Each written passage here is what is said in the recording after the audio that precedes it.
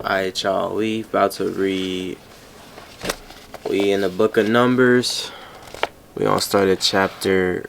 Well, I was reading chapter 14. We're gonna start at chapter 14, verse 26, where the Israelites just got banished from entering the promised land because of all their complaining and the contempt for the Lord and disobedience.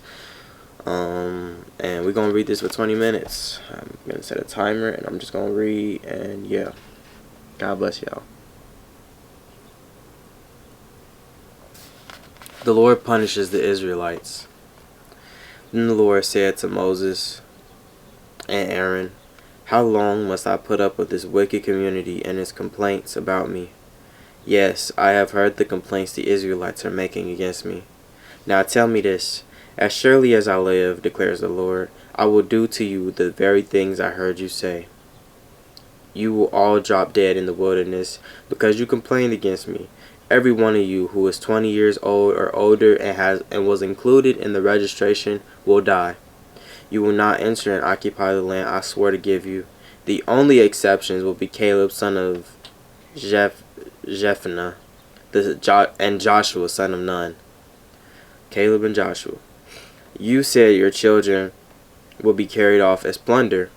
Well, I bring them safely into the land, and they will enjoy what you have despised." Shh. It's my doggy. "But as for you, you will drop dead in the wilderness, and your children will be like shepherds, wandering in the wilderness for 40 years. In this way, they will pay for your faithlessness until the last of you lies dead in the wilderness. Until the last of you lies dead in the wilderness." Get out that window. Get out that window. Get out that window now. Now. Get out that window. They ain't worried about you.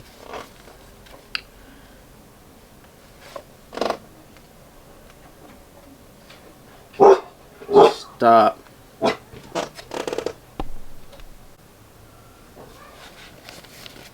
Because your men explored the land for 40 days, you must wander in the wilderness for 40 years, a year for each day.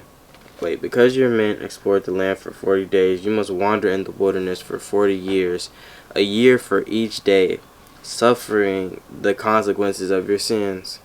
Then you will discover what it is like to have me for an enemy. I, the Lord, have spoken. I will certainly do these things to every member of the community who has conspired against me. They will be destroyed here in the wilderness, and here they will die. The 10 men Moses had sent to explore the land, the ones who incited rebellion against the Lord with their bad report, were struck dead with a plague before the Lord. Of the 12 who had explored the land, only Joshua and Caleb remained alive. When Moses reported the Lord's words to all the Israelites, the people were filled with grief. Then they got up early the next morning and went to the top of the range of hills. "Let's go," they said. "We realize that we have sinned, but now we are ready to enter the land the Lord has promised us." Okay. But Moses said, "Why are you now disobeying the Lord's orders to return to the wilderness? It won't work. Do not go up into that land now. You will only be crushed by your enemies because the Lord is not with you. When you face the Amalekites and the Canaanites in battle, you will be slaughtered. The Lord will abandon you because you have abandoned the Lord." But the people defiantly pushed ahead toward the hill country, even though neither Moses nor the ark of the Lord's covenant left the camp. Then the Amalekites and the Canaanites who lived in those hills came down and attacked them and chased them back as far as Hormah. Laws concerning offerings. Numbers chapter 15. Then the Lord told Moses, "Give the following instructions to the people of Israel. When you finally settle in the land I am giving you, you will offer special gifts as a pleasing aroma to the Lord. These gifts may take the form of a burnt offering, a sacrifice to fulfill a vow, a voluntary offering, or an offering at any of your annual festivals, and they may be taken from your herds of cattle or your flocks of sheep and goats. When you present these offerings, You must also give the Lord a grain offering of 2 quarts of choice flour mixed with 1 quart of olive oil. For each lamb offered as a burnt offering or a special sacrifice, you must also present 1 quart of wine as a liquid offering. If the sacrifice is a ram, give a grain offering of 4 quarts of choice flour mixed with 1/3 of a gallon of olive oil, and give 1/3 of a gallon of wine as a liquid offering. This will be a pleasing aroma to the Lord. When you present a young bull as a burnt offering or as a sacrifice to fulfill a vow or as a peace offering to the Lord, you must also give a grain offering of 6 quarts of choice flour mixed with 2 quarts of olive oil, and give 2 quarts of wine as a liquid offering. This will be a special gift, a pleasing aroma to the Lord. Each sacrifice of a bull, ram, lamb, or a young goat will be prepared in this way. Follow these instructions with each offering you present. All of you native-born Israelites must follow these instructions when you offer a special gift as a pleasing aroma to the Lord. And if any foreigners visit you or live among you and want to present a special gift as a pleasing aroma to the Lord, they must follow these same procedures. Native-born Israelites and foreigners are equal before the Lord and are subject to the same decrees. This is a permanent law for you, to be observed from generation to generation. The same instructions and regulations will apply both to you and to the foreigners living among you.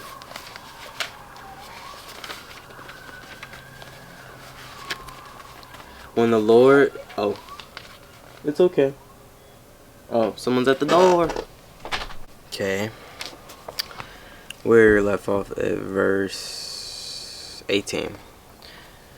Give the following instructions to the people of Israel. Oh, I got my timer. Go. Excuse me. When you arrive in the land where I am taking you, and you eat the crops that grow there, you must set some aside as a sacred offering to the Lord. Present a cake from the first of the flour you grind, and set it aside as a sacred offering, as you do with the first grain from the threshing floor. Throughout the generations to come, you are to present a sacred offering to the Lord each year from the first of your ground flour. But suppose you unintentionally fail to carry out all these commands that the Lord has given you through Moses. And suppose your descendants in the future fail to do everything the Lord has commanded through Moses. If the mistake was made unintentionally and the community was unaware of it, the whole community must present a young bull for a burnt offering as a pleasing aroma to the Lord. It must be offered along with its prescribed grain of offering and liquid offering, and with the 1 male goat for a sin offering. With it, the priest will purify the whole community of Israel, making them right with the Lord, and they will be forgiven. For it was an unintentional sin, and they have corrected it with their offerings to the Lord, the special gift and the sin offering. The whole community of Israel will be forgiven, including the foreigners living among you, for all people are involved in the sin. If one individual commits an unintentional sin, the guilty person must bring a 1-year-old female goat for a sin offering. The priest will sacrifice it to purify the guilty person before the Lord, and that person will be forgiven. These same instructions apply both to native-born Israelites and to the foreigners living among you. But those who brazenly violate the Lord's will, whether native-born Israelites or foreigners, have blasphemed the Lord, and they must be cut off from the community. Since they have treated the Lord's word with contempt and deliberately disobeyed his command, they must be completely cut off and suffer the punishment of their guilt. Penalty for breaking the Sabbath.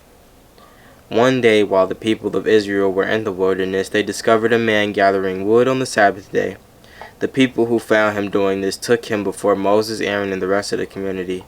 They held him in custody because they did not know what to do with him. Then the Lord said to Moses, "The man must be put to death.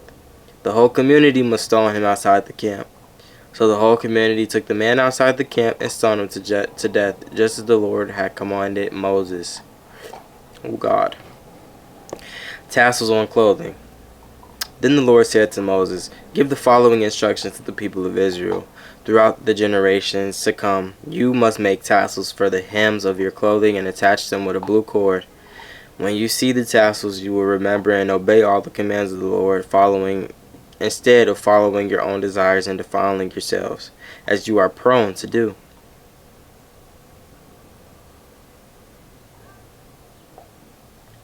The tassels will help you remember that you must obey all my commands and be holy to your God.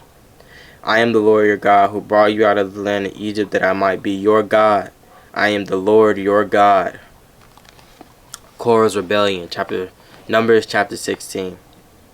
One day Korah, son of Izhar, a descendant of Kohath, son of Levi, conspired with Dathan and Abiram, the sons of Eliab, and on son of Peleth, from the tribe of Reuben. What are you doing? What is that? Move. You. Alright, we at 16 verse 2. They incited a rebellion against Moses along with 250 other leaders of the community, all prominent members of the assembly. They united against Moses and Aaron and said, "You have gone too far. The whole community of Israel has been set apart by the Lord, and he is with all of us. What right do you have to act as though you are greater than the rest of the Lord's people?" When Moses heard what they were saying, he fell face down on the ground. Then he said to Korah and his followers, "Tomorrow morning the Lord will show us who belongs to him and who is holy. The Lord will allow only those whom he selects to enter his own presence. Korah, you and all your followers must prepare your incense burners. Light fires in them tomorrow and burn incense before the Lord. Then we will see whom the Lord chooses as his holy one. You Levites are the ones who have gone too far." Then Moses spoke again to Korah. "Now listen, you Levites. Does it seem insignificant to you that the God of Israel has chosen you from among all the community of Israel to be near him, so you can serve the Lord's tabernacle and stand before the people to minister to them? Korah, he has already given this special ministry to you and your fellow Levites. Are you now demanding the priesthood as well?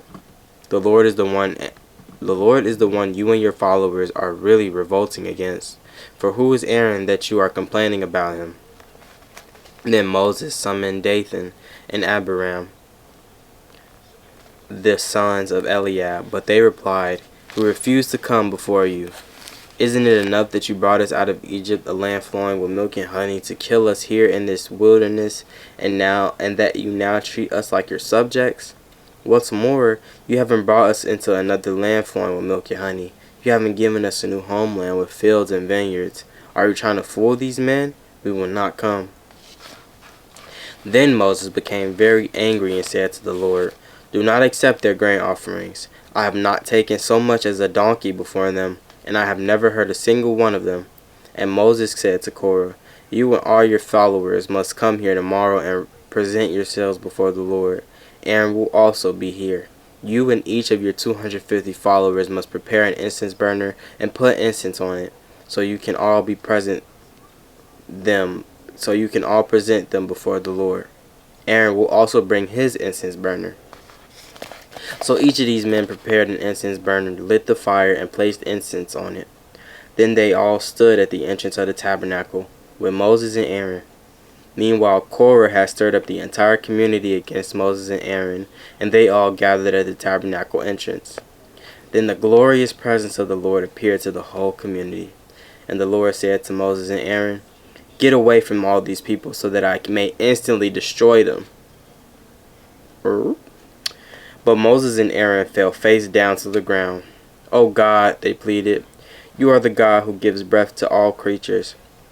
Must you be angry with all the people when only one man sins?" And the Lord said to Moses, Then tell all the people to get away from the tents of Korah, Dathan, and Abiram." Imagine. So Moses got up and rushed over to the tents of Dathan and Abiram, followed by the leaders of Israel. "Quick," he told the people, "get away from the tents of these wicked men, and don't touch anything that belongs to them. If you do, you will be destroyed for their sins." So all the people stood back from the tents of Korah, Dathan, and Abiram. Then Dathan and Abiram came out and stood at the entrance of their tents, together with their wives and children and little ones. And Moses said, "This is how you will know that the Lord has sent me to do all these things that I have done, for I have not done them on my own. But these men die a natural death, or if nothing unusual happens, then the Lord has not sent me. But if the Lord does something entirely new and the ground opens, it opens its mouth and swallows them and all their belongings, and they go down alive into the grave, then you will know that these men have shown contempt for the Lord." He had hardly finished speaking the words when the ground suddenly split open beneath them. The earth opened its mouth and swallowed the men along with their households and all their followers who were standing with them, and everything they owned. So they went down alive into the grave along with all their belongings. The earth closed over them, and they all vanished from among the people of Israel. All the people around them fled when they heard their screams. "The earth will swallow us too," they cried. Then fire blazed forth from the Lord and burned up the 250 men who were offering incense. And the Lord said to Moses, "Tell Eleazar son of Aaron the priest to pull all the incense burners from the fire, for they are holy. Also tell them to scatter the burning coals. Take the incense burners of these men who have sinned at the cost of their lives and hammer the metal into a thin sheet to overlay the altar. Since these burners were used in the Lord's presence, they have become holy. Let them serve as a warning to the people of Israel." So Eleazar the priest collected the 250 bronze incense burners that had been used by the man who died in the fire, and the bronze was hammered into a thin sheet to overlay the altar. This would warn the Israelites that no unauthorized person, no one who was not a descendant of Aaron, should ever enter the Lord's presence to burn incense. If anyone did, the same thing would happen to him as happened to Korah and his followers. So the Lord's instructions to Moses were carried out. But the very next morning the whole community of Israel began muttering against Moses and Aaron, saying, "You have killed the Lord's people." As the community gathered to protest against Moses and Aaron, they turned toward the tabernacle and saw the cloud had covered it, and the glorious presence of the Lord appeared. Moses and Aaron came and stood in front of the tabernacle, and the Lord said to Moses, "Get away from all these people so that I can instantly destroy them." But Moses and Aaron fell face down on the ground. And Moses said to Aaron, "Quick, take an incense burner and place burning coals on it from the altar. Lay incense on it and carry it among the people to purify them and make them right with the Lord. The Lord's anger is blazing against them. The plague has already begun." Aaron did as Moses told him and ran out among the people. The plague had already begun to strike down the people, but Aaron burned the incense and purified the people. He stood between the dead and the living, and the plague stopped. But 14,700 people died in that plague, in addition to those who had died in the affair involving Korah. Then because the plague had stopped, Aaron returned to Moses at the entrance of the tabernacle. Boy, that was just, ooh. Numbers chapter 17, the budding of Aaron's staff. Then the Lord said to Moses, "Tell the people of Israel to bring the 12 wooden staffs, one from each leader of Israel's ancestral tribes, and inscribe each leader's name on his staff. Inscribe Aaron's name on the staff of the tribe of Levi, for there must be one staff for the leader of each ancestral tribe. Place these staffs in the tabernacle in front of the ark containing the tablets of the covenant where I meet with you. Buds will sprout on the staff belonging to the man I choose. Then I will finally put an end to the people's murmuring and complaining against you." So Moses gave the instructions to the people of Israel, and each of the 12 tribal leaders, including Aaron, brought Moses a staff.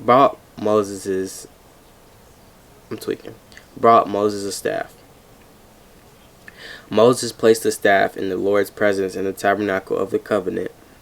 When he went into the tabernacle of the covenant the next day, he found that Aaron's staff, representing the tribe of Levi, had sprouted, budded, blossomed, and produced ripe almonds. When Moses brought all the staffs out from the Lord's presence, he showed them to the people. Each man claimed his own staff, and the Lord said to Moses, "Place Aaron's staff permanently before the Ark of the Covenant, to serve as a warning to rebels. This should put an end to their complaints against me and prevent any further deaths." So Moses did as the Lord commanded him. Then the people of Israel said to Moses, "Look, we are doomed. We are dead. We are ruined. Everyone who even comes close to the tabernacle of the Lord dies. Are we all doomed to die?" Numbers chapter 18. Duties of priests and Levites. Then the Lord said to Aaron, "You, your sons, and your relatives from the tribe of Levi will be held responsible for any offenses related to the sanctuary. But you and your sons alone will be held responsible for violations connected with the priesthood." Okay, guys, that was 20 minutes of the book of Numbers. Make sure y'all like and subscribe. We out.